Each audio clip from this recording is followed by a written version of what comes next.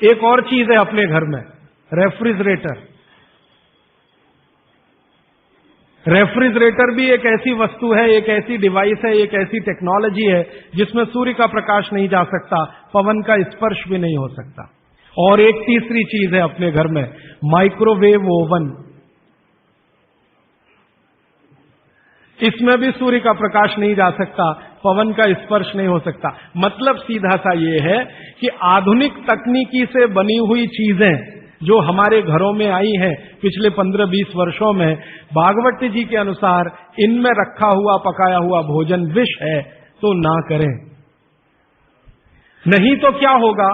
आप कहेंगे जी हम तो करेंगे, हम तो छोड़ नहीं सकते प्रेशर कुकर को, हम तो छोड़ नहीं सकते रेफ्रिजरेटर को, हम तो छोड़ नहीं सकते माइक्रोवेव ओवन को, क्योंकि इसमें भोजन से समय बचता है।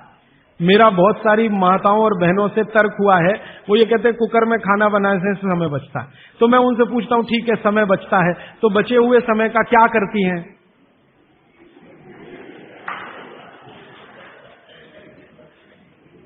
तो ज्यादातर माताओं बहनों का उत्तर है सास भी कभी बहू देखते हैं। इधर प्रेशर कुकर में खाना बना के समय बचा, फिर हमने टीवी के सामने वो समय इन्वेस्ट कर दिया, तो नेट रिजल्ट क्या?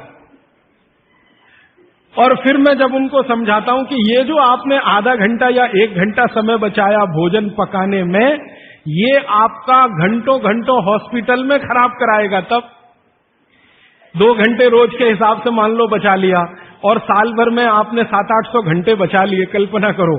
फिर एक दिन हॉस्पिटल में भर्ती हो गए और 2-4 महीने वहां निकल गया, नेट रिजल्ट क्या? वही 0 का 0। तो ये एक सूत्र है जिस पर मैं आपसे बात कर रहा हूं कि भोजन को बनाते समय, पकाते समय कोई ऐसी वस्तु जहां सूर्य का प्रकाश ना जाता हो, पवन का स्पर्श ना होता हो, वो ना करें। अब इसमें विश्लेषण की जरूरत है।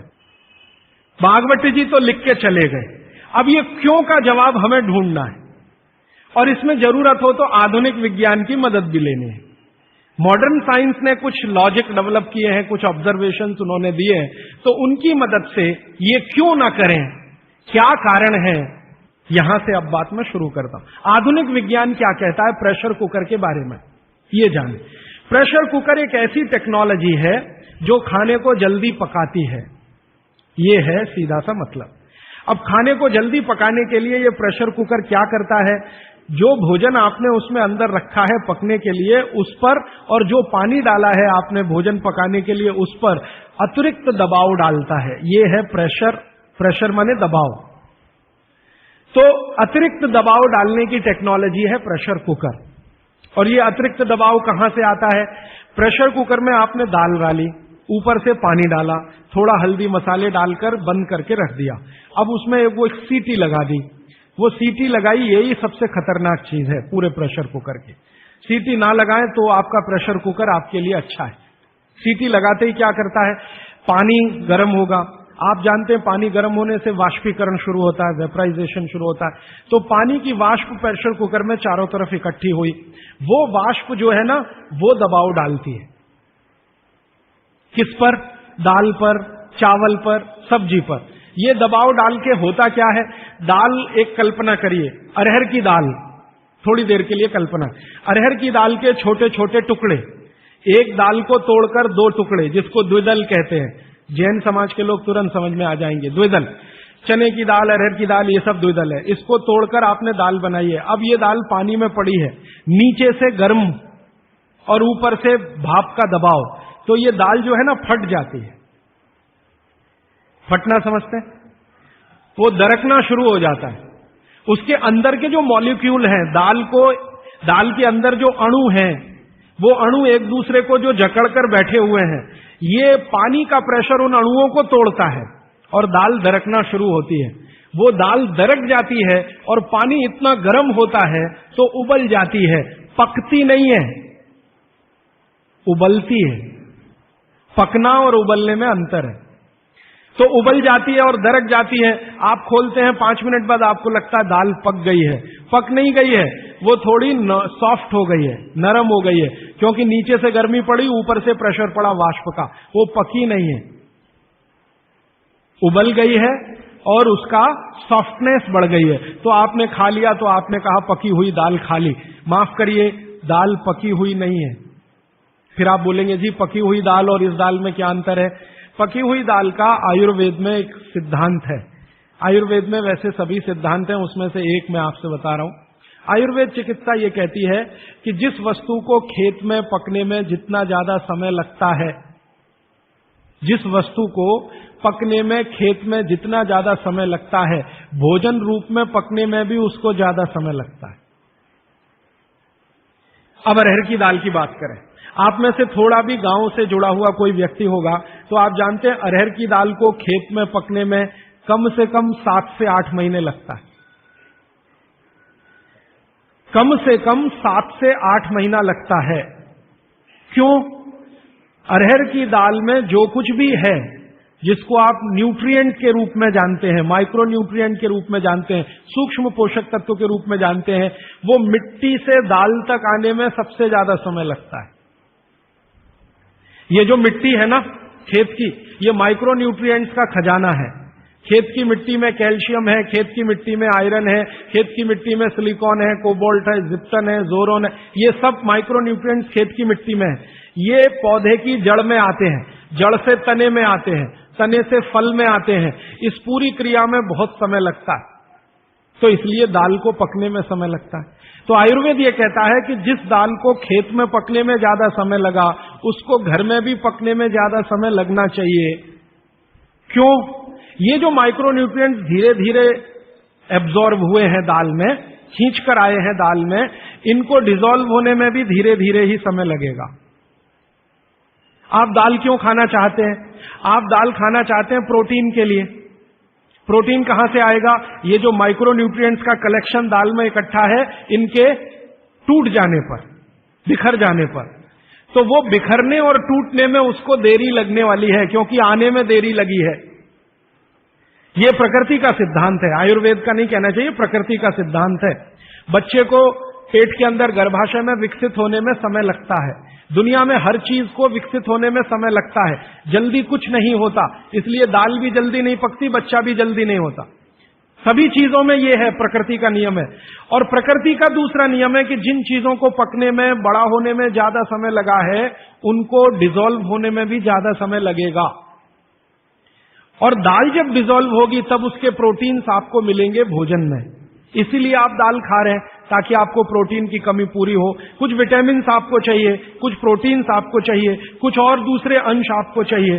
तो आयुर्वेद का नियम बिल्कुल सीधा है कि दाल ज्यादा देर में पकी है तो घर में भी ज्यादा देर में पके।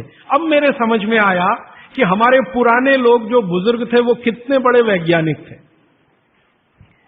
मैं एक बार जगन्नाथपुरी गया था, आप भी गए होंगे।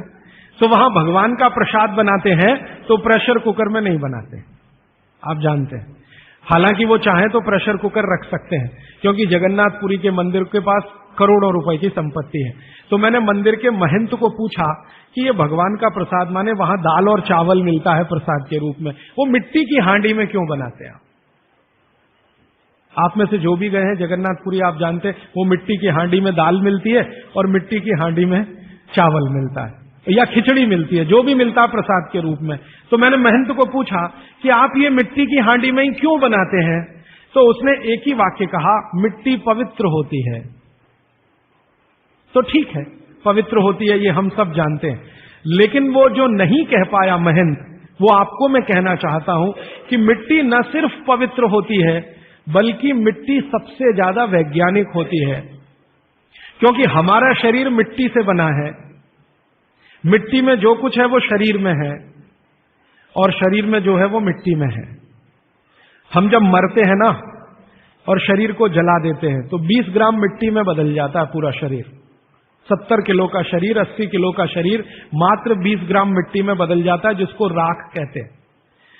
और इस राख का मैंने विश्लेषण करवाया एक लेबोरेटरी में, तो उसमें कैल्शियम निकलता है, फास्फोरस निकलता है, आयरन निकलता है, जिंक निकलता है, सल्फर निकलता है, 18 माइक्रो न्यूट्रिएंट्स निकलते हैं मरे हुए आदमी की राख में। ये सब वही माइक्रो न्यूट्रिएंट्स हैं जो मिट्टी में है। इन्हीं 18 माइक्रो न्यूट्रिएंट से मिट्टी बनी है, यही 18 माइक्रो न्यूट्रिएंट शरीर में है जो मिट्टी में बदल जाता है। तो महंत का कहना कि मिट्टी पवित्र है, वो बहुत वैज्ञानिक स्टेटमेंट है। बस इतना ही है कि वो उसको एक्सप्लेन नहीं कर सकता। एक्सप्लेन क्यों नहीं कर सकता? आधुनिक विज्ञान उसने नहीं पढ़ा या उसको मालूम नहीं है, लेकिन आधुनिक विज्ञान का रिजल्ट मालूम है, पवित्रता। रिजल्ट उसे मालूम है, विश्लेषण नहीं मालूम। वो हमारे जैसे मूर्खों को मालूम है। मैं अपने को उस महंत की तुलना में मूर्ख मानता हूं। क्यों? क्योंकि मुझे ये विश्लेषण करने में 3 महीने लग गए, वो बात 3 मिनट में समझा दिया कि मिट्टी पवित्र है। तो ये मिट्टी की जो पवित्रता है, उसकी जो माइक्रो न्यूट्रिएंट्स की कैपेसिटी या कैपेबिलिटी है, उसमें से आई है। तो मिट्टी में दाल आई है, दाल आपने पकाई है, तो वो महंत कहता है कि मिट्टी पवित्र है, इसलिए हम मिट्टी के बर्तन में ही दाल पकाते हैं, भगवान को पवित्र चीज ही देते हैं, अपवित्र चीज भगवान को नहीं दे सकते। अच्छा, मैं वो दाल ले आया और भुवनेश्वर लेके गया, पुरी से भुवनेश्वर। भुवनेश्वर में CSIR का एक लेबोरेटरी है, council of science and industrial research का लेबोरेटरी है, जिसको रीजनल रिसर्च लेबोरेटरी कहते हैं। तो वहां ले गया, कुछ वैज्ञानिकों से कहा ये दाल है, उन्होंने कहा हाँ हाँ ये पुरी की दाल है। मैंने कहा इसका विश्लेषण करना है, इस दाल में क्या है। तो उनके यार ये तो बड़ा मुश्किल काम है, 6-8 महीने लगेगा। मैंने कहा ठीक है, फिर भी। तो उन्होंने कहा हमारे पास पूरे इंस्ट्रूमेंट नहीं है, हमारे पास जो जो चाहिए वो नहीं है, आप दिल्ली ले जाओ तो बेहतर है। तो मैंने कहा दिल्ली ले गया तो खराब तो नहीं होगी? उन्होंने कहा नहीं होगी, क्योंकि ये मिट्टी में बनी है। तो पहली बार मुझे समझ में आया मिट्टी में बनी है तो खराब नहीं होगी। तो मैं ले गया दिल्ली तक, सच में ले गया।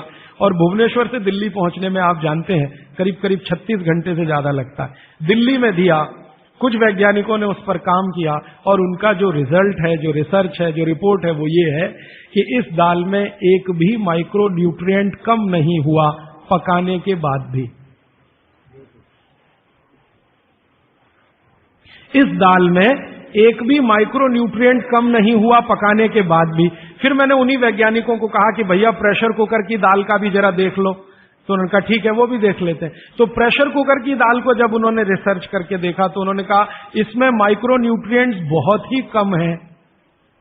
मैं पूछा परसेंटेज वाइज बता दो। तो उन्होंने कहा अगर अरहर की दाल को मिट्टी की हांडी में पकाओ और 100% माइक्रो न्यूट्रिएंट्स हैं, तो कुकर में पकाने में 13% ही बचते हैं, 87% नष्ट हो गए। मैं पूछा कैसे नष्ट हुए? तो उन्होंने कहा ये जो प्रेशर पड़ा है ऊपर से और इसने दाल को पकने नहीं दिया, तोड़ दिया, मॉलिक्यूल्स टूट गए हैं, तो दाल तो बिखर गई है, पकी नहीं है, बिखर गई है, सॉफ्ट हो गई है। तो खाने में हमको ऐसा लग रहा है कि ये पका हुआ खा रहे हैं, लेकिन वास्तव में वो नहीं है। पके हुए से मतलब ये होता है कि जो माइक्रो न्यूट्रिएंट्स आपको कच्चे रूप में शरीर को उपयोग नहीं आते, उनको आप उपयोगी बना लें, इसको पका हुआ कहते हैं आयुर्वेद में। जो सूक्ष्म पोषक तत्व कच्ची अरहर की दाल खाने में शरीर को उपयोगी नहीं आएंगे, वो उपयोगी आने लायक बनाए, उसको पका हुआ कहा जाता है या कहेंगे। तो उन्होंने कहा कि ये मिट्टी की हांडी की दाल बहुत बहुत क्वालिटी में ऊंची है, बशर्ते कि आपके प्रेशर कुकर की। और दूसरी बात तो आप सभी जानते हैं, वो मुझे सिर्फ रिपीट करनी है कि मिट्टी की हांडी की बनाई हुई दाल को खा लीजिए तो जो उसका स्वाद है वो जिंदगी भर नहीं भूलेंगे आप। इसका मतलब क्या है? भारत में चिकित्सा का और शास्त्र पाक कला का ऐसा विज्ञान विकसित हुआ है जहां क्वालिटी भी मेंटेन रहेगी और स्वाद भी मेंटेन रहेगा। तो मिट्टी की हांडी में बनाई हुई दाल को खाएं तो स्वाद बहुत अच्छा है और शरीर की पोषकता उसकी इतनी जबरदस्त है कि दाल का सही खाने का मतलब उसमें है। तब मैंने गांव-गांव घूमता रहता हूं तो पूछना शुरू किया, तो बोलते हैं लोग कि ज्यादा नहीं, 30-40 साल पहले सब घर में मिट्टी की हांडी की दाल थी। मेरी दादी को पूछा तो दादी कहती है कि हम तो जिंदगी भर मिट्टी की दाल ही खाते रहे। तब मेरे समझ में आया कि मेरी दादी को डायबिटीज क्यों नहीं हुआ। तब मुझे समझ में आया उसको घुटने का दर्द क्यों नहीं हुआ। तब मुझे समझ में आया उसके 3200 दांत मरने के दिन तक सुरक्षित थे, क्योंकि हमने उसका अंतिम संस्कार किया। अगले दिन जब राखी लेने गए तो सारे दांत उसके 32 के 32 निकले। तब मेरे समझ में आया कि 94 साल की उम्र तक मरते समय चश्मा क्यों नहीं लगा उसकी आंखों पे। और जीवन के आखिरी दिन तक अपने कपड़े खुद अपने हाथ से धोते हुए मरी थी। ये कारण है कि शरीर को आवश्यक माइक्रो न्यूट्रिएंट्स की पूर्ति अगर नियमित रूप से होती रहे तो आपका शरीर ज्यादा दिनों तक बिना किसी दूसरे की मदद के काम करता है। तो माइक्रो न्यूट्रिएंट्स पूरा सप्लाई मिला दाल में, जो खाई थी उसने मिट्टी की हांडी में पका पका के, और न सिर्फ दाल पकाती थी वो मिट्टी की हांडी में, बल्कि दूध भी मिट्टी की हांडी में पकाती थी, घी भी मिट्टी की हांडी से ही निकालती थी, दही का मट्ठा भी मिट्टी की हांडी में ही बनता था। अब मेरे समझ में आया कि हजारों साल से मिट्टी के बर्तन क्यों इस देश में आए, हम भी एल्यूमिनियम बना सकते थे। देखिए, बात मैं आपसे कहने जा रहा हूं वो ये कि हिंदुस्तान भी 2000 साल पहले, 5000 साल पहले एल्यूमिनियम बना सकता था, क्योंकि एल्यूमिनियम का रॉ मटेरियल इस देश में भरपूर मात्रा में है।